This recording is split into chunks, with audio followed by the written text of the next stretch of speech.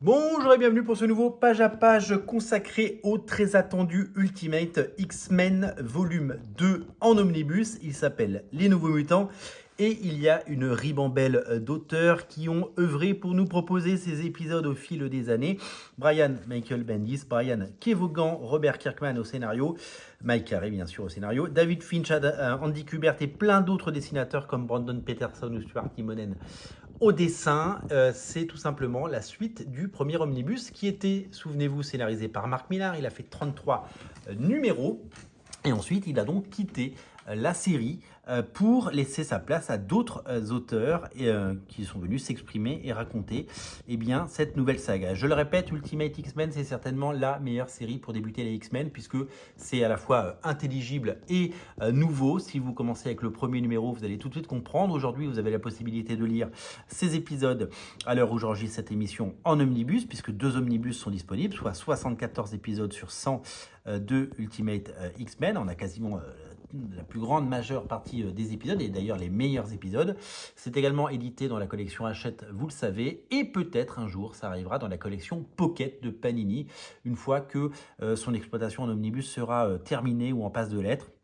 Nous aurons peut-être dans quelques mois ou quelques années la chance de découvrir ces épisodes. On va attaquer rapidement parce qu'il y a quasiment 1200 pages et ça va nous prendre un petit peu de temps. Asseyez-vous, ça va secouer puisque nous sommes sur des épisodes qui sont absolument fabuleux. Alors, j'ai un seul petit regret, et peut-être que je dis une bêtise, mais je crois que je ne dis pas de bêtises, c'est que là, vous avez les auteurs, et on les a cités, il y a aussi Salvador Larroca, Ben Oliver, Tom Raney, etc.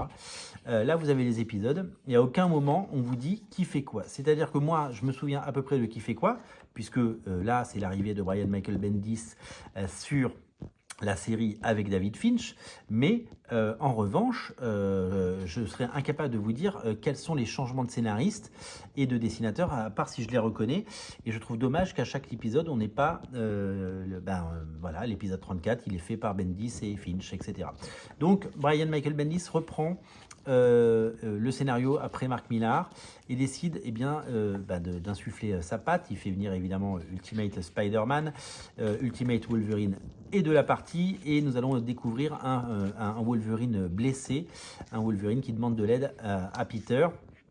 Il y a évidemment ces dialogues qui sont si symptomatiques du travail et du talent de Brian Michael Bendis. Il y a ces couvertures de David Finch. Alors David Finch avait déjà fait quelques fill-ins, il avait déjà travaillé sous l'ère Mark Millar, et donc là il devient dessinateur numéro 1.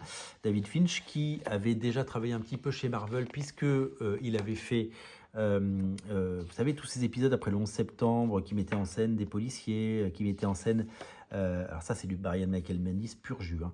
Donc qui mettait en scène les policiers, les pompiers, etc. Et puis il avait ensuite atterri sur les Ultimate X-Men avant de faire les New Avengers avec Brian Michael Bendis, puisqu'il s'était très bien entendu. Et donc, c'est un dessinateur qui a vraiment forgé sa carrière. Avant ça, et pendant 10 ans, il avait travaillé chez Topco sur Darkness, sur Ascension, sa série à lui, et sur énormément de choses. Là, Wolverine, il se prend une roquette, ça va pas faire du bien. Donc, c'est du pur divertissement. L'arc de Brian Michael Bendis s'appelle Blockbuster. Et c'est vraiment pensé comme un blockbuster. Ultimate Daredevil est là, parce que Bendis, il a fait du Daredevil aussi dans l'univers classique. Et en fait, c'est super bien produit. Comme vous pouvez le voir, il s'est pris une roquette, mais ça a bien cicatrisé. Ce pouvoir auto-guérisseur, il est de qualité. Donc, énorme travail de Bendis et Finch là-dessus. Je me souviens avoir acheté à l'époque les épisodes en version originale chaque mois religieusement, et de prendre un véritable plaisir parce que après presque 3 années de Mark Millar, quel plaisir de découvrir cette saga et de voir, ça y est, les X-Men débarquaient, parce qu'au bout de 3 numéros, il était temps que les X-Men débarquent. Des flashbacks pour Wolverine en slip dans sa cuve de Bacta, et un retour dans ses chemins de pensée et dans ses souvenirs. Souvenez-vous que Wolverine n'a pas été toujours un gentil dans l'univers Ultimate, et qu'il faut qu'il se fasse un peu accepter.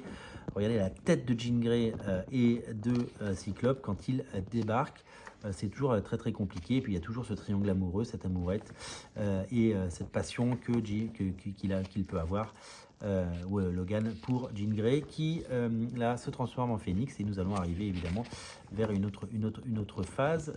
Donc la fin de Blockbuster, regardez-moi ces pages, regardez ça, ce plan, c'est dingue, c'est magnifique. Non, c'est du comics haut de gamme, c'est du cousu main, c'est absolument exceptionnel. Donc si je me souviens bien, il y a 12 numéros, ça aussi, ça pète. Hein.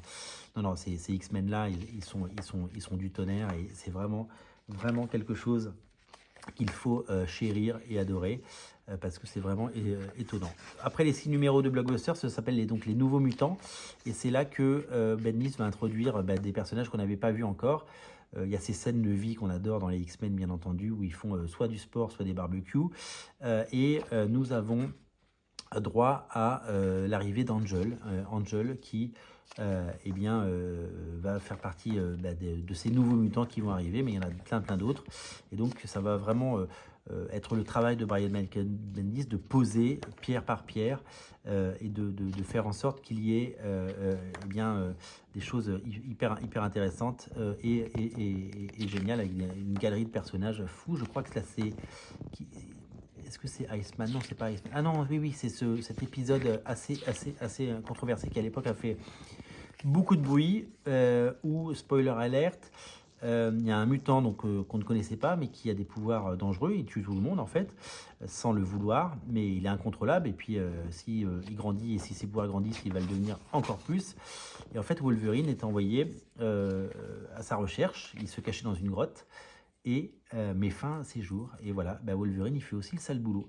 Et ça, c'est quelque chose de assez nouveau à l'époque et de très osé de la part de Brian Michael Bendis.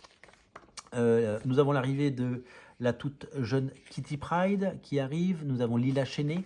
Voilà, l'équipe grandit et puis il y a ces scènes de vie qui alternent avec ces moments épiques bien sûr puisque les personnages sont bien entendu, Emma Frost a fait son apparition et vraiment le nombre de personnages augmente et cet univers commence à prendre de l'ampleur et c'est un peu les X-Men qu'on aime avec beaucoup de personnages qui interagissent entre eux et qui sont super cool. Le travail à l'époque de David Finch qui ne fait plus que des projets spéciaux ou des couvertures. À l'époque il était de façon mensuelle sur cette série et c'était un véritable plaisir de le retrouver tous les mois là-dessus. Je crois qu'il a fait ses 12 numéros et qu'après il est parti, on va vérifier évidemment. On est à l'épisode numéro 5, il n'en reste plus que 2. Les personnages, comme vous pouvez le voir, s'entremêlent. Il y a toujours cette haine qui peut exister avec cette nouvelle équipe composée de Gambit, de Lila Cheney et du Fauve. Les Sentinelles sont de retour et elles sont magnifiquement dessinées par David Finch. Le Fauve périt. Il y avait dans cet univers une relation entre le Fauve et Ororo. Donc elle est bouleversée. Elle va se déchaîner contre les Sentinelles et ça va être épique comme vous pouvez le voir sur ces pages quand il termine la série, en tout cas son run. C'est assez fou de voir à quel point il est au sommet de son art, David Finch. On enterre le Fauve qui nous a quittés et le monde se termine ici. Donc là, on arrive sur un changement d'équipe artistique. Alors, je suis incapable de vous dire de tête qui scénarise, mais je crois que c'est l'arrivée de Brian Kevogan. En tout cas, c'est Brandon Peterson au dessin, dans un style qui ressemble un petit peu à celui de David Finch. Brandon Peterson est un dessinateur qui avait déjà dessiné les X-Men dans les années 90 et 2000, et qui revient. Il avait travaillé chez CrossGen Comics, et il avait évidemment apporté tout son talent. Et donc là, il va revenir pour dessiner quelques numéros. Et donc je crois que c'est Brian Kevogan, mais je ne veux pas dire de bêtises. Je crois que Bendis n'a fait que 12 numéros. Voilà, donc c'est dommage qu'on n'ait pas tous les crédits. Donc là, il y a Malicia qui rejoint évidemment l'équipe. Iceman, qu'on voyait depuis le départ, qui est là aussi. Et donc, on a ces dessins assez flamboyants d'un dessinateur qu'on aime beaucoup et qui est vraiment hyper talentueux et qui a fait beaucoup plus de pages que dans mon souvenir, typiquement, parce que j'avais le souvenir qu'il faisait des fill-in, quoi, qu'il faisait des pages à droite, à gauche, mais j'avais pas le souvenir qu'il avait fait autant de numéros. Évidemment, il est remplacé très vite. Je crois que c'est ça, il fait 4 numéros d'affilée, c'est ça. Il fait 4 numéros, ce qui fait une histoire complète. J'irai vérifier plus tard. J'aurais dû le faire avant, désolé, comme on dit, parce que Voilà. Et donc là, c'est l'arrivée et le retour de Andy Kubert. Alors, souvenez-vous, c'est Adam Kubert qui a lancé la série. Il a dessiné quoi, une vingtaine d'épisodes, je crois, sur les 34 de Mark Millar.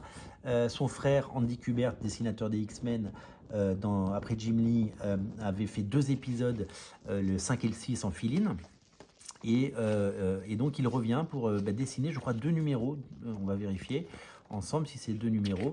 Et là, c'est vraiment super fun parce que donc, je crois là, vraiment me souvenir que c'est Brian K. Vaughan qui dessine. Et c'est un plaisir parce que on a adoré Andy Kubert sur les X-Men, on l'a adoré sur les origines de Wolverine. Et le voir revenir sur Wolverine et sur les X-Men, et ben, c'est un super plaisir. Donc voilà, donc là, il se frite avec Ultimate Gambit, comme vous pouvez le voir. Et donc voilà, c'est vraiment 2 épisodes, je crois, où c'est la bagarre contre Ultimate Gambit. Mon Dieu, cet omnibus est massif. Je redécouvre ces pages avec délectation parce que j'ai quasiment tous les épisodes en version originale, mais je crois que je les ai en deluxe et en single. Donc c'est la 3e édition. Tiens, par ailleurs, je tiens à remercier Panini qui m'a mis à disposition cet omnibus. Comme ça, je peux vous faire ce page à page. Donc, merci pour ce partenariat non rémunéré, je tiens à le préciser. La romance entre Wolverine et Storm débute, et c'est un petit peu comme à la grande époque de l'époque Marc Silvestri, où en fait, ils étaient fuck buddies et que on ne savait pas, en fait. Et donc, du coup, enfin, en tout cas, je ne l'avais pas compris, je ne l'avais pas perçu comme ça à l'époque. Donc, Andy Kubert qui se régale avec son grand retour. Donc, c'est ça, il fait 4 numéros. Est-ce que ça, c'est encore du Andy Kubert? Ça y ressemble. C'est du Andy Kubert un peu pressé, visiblement. Mais voilà, il est venu faire ses 4 numéros. Donc, 4 numéros de Brandon Peterson, puis 4 numéros de Andy Kubert, à moins que c'est... Ouais, c'est ça, si, c'est Andy Kubert, on reconnaît bien.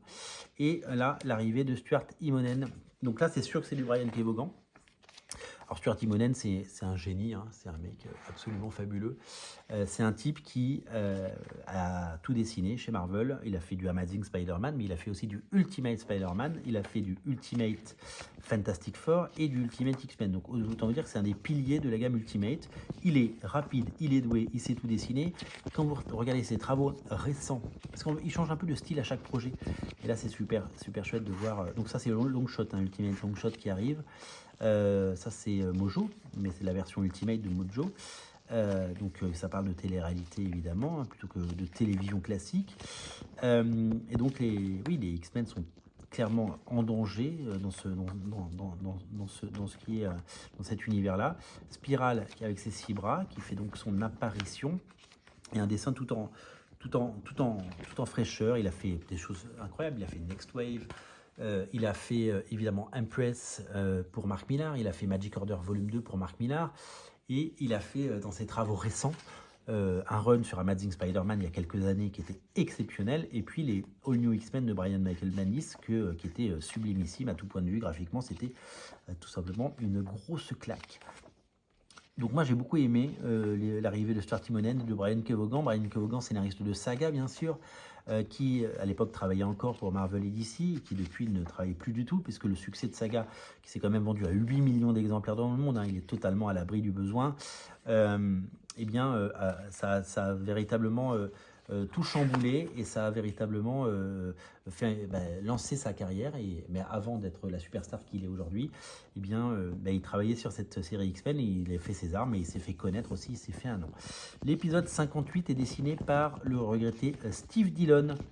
Alors je me souviens qu'à l'époque, j'adore Steve Dillon, hein, j'adore Steve Dillon parce que c'est ce qu'il a fait sur Preacher et sur Punisher, c'est épique et c'est culte et c'est génial, mais j'ai toujours... en fait, pour moi, l'univers Ultimate, c'était quelque chose où il fallait mettre les superstars, il fallait mettre les très grands dessinateurs, et pour moi, il fallait mettre les gens qui sortaient du lot, et surtout les jeunes pousses, enfin des nouveaux talents. Il fallait mettre David Finch, par exemple, qui était jeune à l'époque. Et mettre un vieux briscard comme ce dessinateur, à l'époque, j'avais trouvé ça un petit peu bizarre. Mais bon, c'est un fill-in. Ça a permis à Stuart Immonen de prendre de l'avance sur les futurs épisodes, et aujourd'hui je suis très content d'avoir du Steve Dillon. C'était juste qu'à l'époque je trouvais ça un petit peu bizarre. Donc nous avons Wolverine et Storm, nous avons toujours Stuart Immonen au dessin, donc certainement toujours au scénario Brian K. Vaughan, puisque je crois qu'ils ont arrêté ensemble leur récit. Tiens, je me souvenais pas de ce plan absolument sexy. Donc de Ororo avec évidemment sa coupe de cheveux courts, et Tom Raney qui revient, qui avait déjà fait un épisode, je crois que c'était le 6 ou le 7. Tom Raney, j'adore, j'ai toujours aimé ce dessinateur. Stormwatch, évidemment, Mutant X, il a tout fait, les X-Men plein de fois. Qu'est-ce que j'aime ce dessinateur. On le voit plus beaucoup, Tom Raney, je sais pas ce qu'il fait, je sais pas quel âge il a, mais ça fait partie de ces dessinateurs. J'ai la chance d'avoir un petit dessin de Tom Raney, un petit original, une dédicace qu'il m'a fait à Avignon il y a 30 ans, 25 ans, c'était absolument taré. Donc là, on est sur Tom Raney qui nous régale avec cet épisode.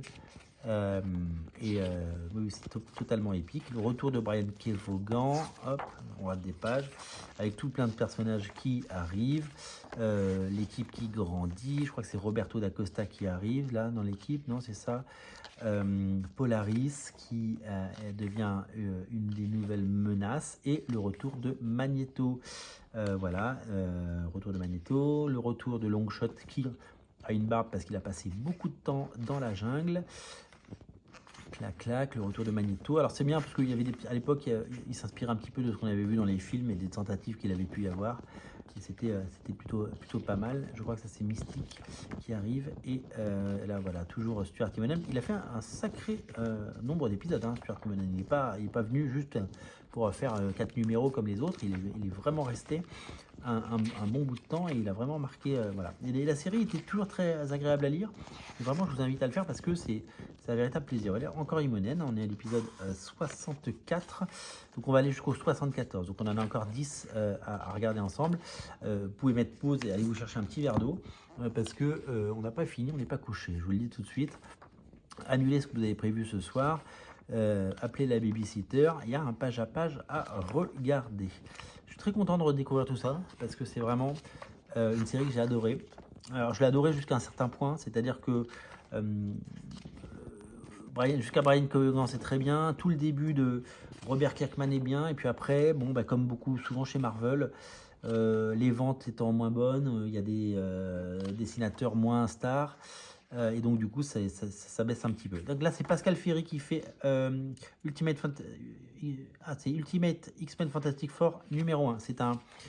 C'était le crossover, complètement oublié l'existence de ce crossover, dessiné par Pascal Ferry, un dessinateur qui a toujours été solide, qui n'a jamais été une des superstars du game, mais qui a toujours été au rendez-vous à chaque fois qu'on l'a fait bosser. Et donc après ça c'était l'autre crossover, et là c'est Lenny Francisciu qui fait... Ouais, il fait qu'une page. Ok, il fait qu'une page. Il n'y avait pas du Salvador Larroca aussi à un moment normalement? On va voir si on trouve du Salvador Larroca. Parce que ça, a priori, c'est censé être du Pascal Ferry, si je ne me trompe pas. Et voilà. Et là, c'est Lenny Francisciu. Voilà. Épisode 66, le retour de Tom Raney, qui a donc fait encore un épisode. C'est sublime. En fait, j'ai un peu oublié tous ces épisodes. Les premiers, on les a lus et relus. Et c'est un véritable plaisir de les retrouver et d'avoir cet omnibus. Lilandra qui arrive. Dents de sabre. Plein de personnages, la sortie romantique de Cyclope et Jean, et des nouveaux malheurs qui arrivent. Encore un épisode de Tom Raney qui nous fait plaisir avec toutes ces pages. Ah oui, Kitty Pryde et Peter Parker étaient ensemble aussi, j'avais oublié ce petit détail. Et encore Tom Raney. Tom Raney, il a fait plein d'épisodes. Alors Tom Raney, c'était le premier à dessiner le Ultimate Nick Fury, et avant qu'il ait les traits, et c'était dans les premiers épisodes, avant qu'il ait les traits de Samuel L. Jackson. Donc quand il a redessiné après, dans cet épisode, eh bien, c'est devenu un très grand. Là, qu'est-ce qui s'est passé? Il s'est passé des bisous, visiblement, et ça fait plaisir de voir que... Oui, c'était les épisodes Date, je me souviens, voilà, c'est ça. Et voilà, et là, je crois que Brian K. Vaughan est parti, et que l'arrivée de Ben Oliver au dessin, un dessinateur que j'ai toujours bien aimé. Il avait fait un one-shot de Authority, j'avais adoré. Il fait des couvertures de Batman somptueuses. Et je crois que c'est l'arrivée de Robert Kirkman. Alors, Robert Kirkman va faire, je crois, 15-20 épisodes de mémoire, au moins 12, on va dire. Et donc, va être accompagné d'un super dessinateur, parce que, clairement, Ben Oliver, c'est vraiment un super dessinateur. En fait, à l'époque, Robert Kirkman, il n'est pas aussi connu que maintenant. Il n'a pas encore créé sa société Skybound. Le succès de Walking Dead n'est pas encore au sommet. C'est-à-dire que ça marche, mais ce n'est pas encore l'énorme succès. Il n'y a pas encore la série, etc. Et donc, pour se faire connaître, pour doper les ventes de ces 2 séries, Invincible et Walking Dead, il fait des piges chez Marvel. Et donc, ça permet de se faire connaître. Son nom devient connu des lecteurs, tous les gens qui ne le connaissaient pas. Et ça peut ramener des lecteurs sur sa série. C'est pour ça qu'il fait ça. Parce que pour se faire connaître, rien de mieux que de travailler sur les X-Men, surtout que si les épisodes sont bons. Donc moi j'ai un bon souvenir de toute la première partie. Et après j'ai un peu le souvenir que ça s'est non pas enlisé. Ah, il y a le retour de Tom Raney. Si je me trompe pas, ouais, c'est Tom Raney. Tom Raney revient. Donc Ben Oliver et Tom Raney. Tom Raney donc aura travaillé avec Brian K. Vaughan et avec Robert Kirkman, si je me trompe pas. Donc voilà, donc la série est vraiment sous l'air Robert Kirkman et plutôt de qualité, je dois vous le dire. Donc pareil, un autre épisode de Tom Raney. En fait, Tom Raney, il a vraiment bien bossé à ce moment-là sur la série. Est-ce que c'est Tom Raney? Oui, c'est Tom Raney. Ouais, c'est marrant, de temps en temps, on le reconnaît un petit peu moins bien. Je sais qu'il y a un autre... Oui, alors c'est toute la saga du Phénix qui démarre, qui avait été un petit peu saupoudré dans les pages d'avant, vous l'avez vu passer. Et donc, c'est un plaisir total de voir tout cela réinventé de la plus belle des façons. Wolverine qui se promène depuis 30 épisodes avec sa bague dans la poche. Salvador Larroca, c'est l'annual, voilà, il a fait l'annual numéro 2, Salvador Larroca, c'est ça. Et c'était plutôt pas mal. Salvador Larroca qui a dessiné les X-Men à plusieurs périodes, et notamment la série cultissime Extreme X-Men. Qui a toujours fait un travail assez solide. Et là, on aurait même souhaité qu'il dessine plus d'épisodes de Ultimate X-Men, tellement c'est chouette, quoi, en fait. Tellement c'est joliment réalisé. Les dernières pages, ça c'est signé par Lénine Francis Yu. On est sur l'épisode 61. Épisode 60. Ah non, pardon, je me dis, mais c'est pas vrai, on avait déjà passé le 61. Hop, et là, tout ça, c'est une page inédite. Ok, c'est une page qui n'a pas été, qui n'a pas survécu à tout ça. Et puis plein de bonus, de design, de personnages. C'est important d'avoir des bonus, comme vous pouvez le voir. Hop, avec les crayonnés de David Finch, très poussés. Et avec ce travail de Brandon Peterson, de Tom Raney et de tous les auteurs qui ont travaillé sur cette série pour nous offrir le meilleur. Alors il restera à peu près 25 épisodes, ça fera l'objet certainement d'un autre omnibus en fait que je serais curieux de redécouvrir, parce que j'ai le sentiment que la série s'était un petit peu terminée, non pas en eau de boudin, mais pas aussi bien qu'elle avait commencé. Et c'est vrai que ça pourrait être un véritable plaisir de retrouver ces épisodes, donc ça sortira certainement l'année prochaine. Le 3e tome d'Ultimate X-Men. En tout cas, on sera là pour l'accueillir. Une nouvelle fois, merci à Panini pour sa confiance et d'avoir mis à disposition cet omnibus exceptionnel pour une série que j'adore et qui reste, je vous le redis, la meilleure clé d'entrée pour débuter les X-Men, même si le format omnibus, je vous l'accorde, n'est pas forcément le meilleur format pour débuter les comics. Merci à vous d'être si nombreux à regarder ces pages à pages, et puis vous pouvez continuer à vous abonner à ces émissions. Moi, je vous dis à très bientôt et on se retrouve pour un nouveau page à page très très vite, les amis. Salut.